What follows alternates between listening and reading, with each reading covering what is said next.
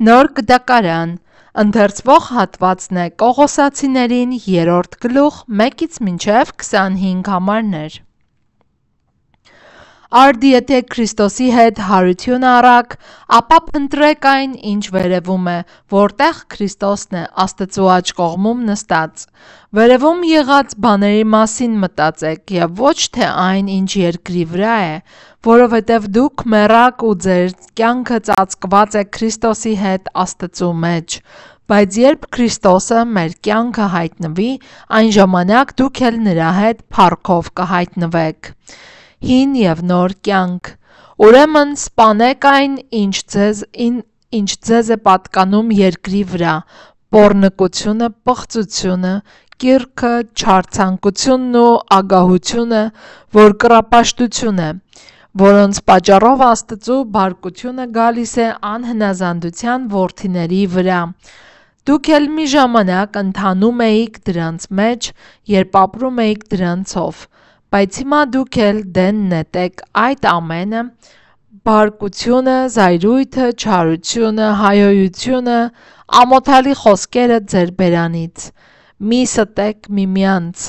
հանեք ձեր վրայից հին մարդուն իր գործերով հանդերձ և նորը հագեք, որ գիտությամբ նորոգված է ըստ իր արարչի պատկերի։ Այստեղ չկա ոչ հույն և ոչ հրյա, ոչ թլպատություն և ոչ անթլպատություն, բարբարոս, կյութացի, ծառա, ազատ, այլ Քրիստոսն է ամենը և ամենի մեջ։ Ուրեմն, ինչպես Աստծու ընտրյալներ, սրբեր ու սիրելիներ, հագեք գութ, ողորմություն, քաղցրություն, խոնարհություն, հեզություն, համբերատարություն, միմյանց հանդուրժելով ու ներելով, եթե մեկը մյուսի դեմ տրտունջ ունենա։ Ինչպես Տերը ձեզ ներեց, այնպես էլ դուք, և այս ամենի վրա սերը հագեք, որ կատարելության կապն է,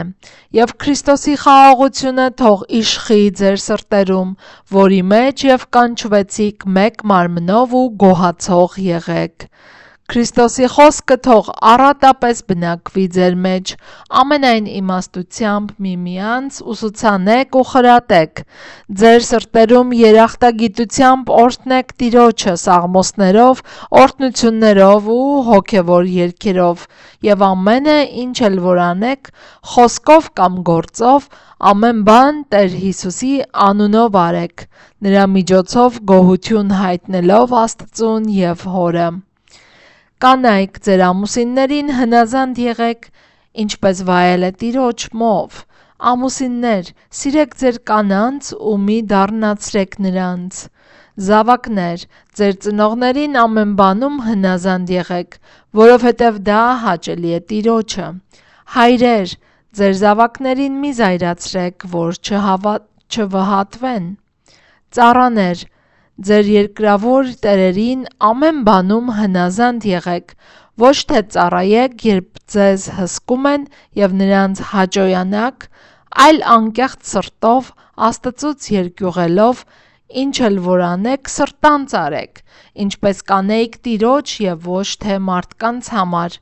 իմանալով, որ Տիրոջից ժառանգության հատուցումը կստանաք, որովհետև Տիրոջը Քրիստոսին եք ծառայում, բայց անիրավը հատուցում կստանա իր արած անիրավության համար, ոչ մեկի համար աչառություն չկա։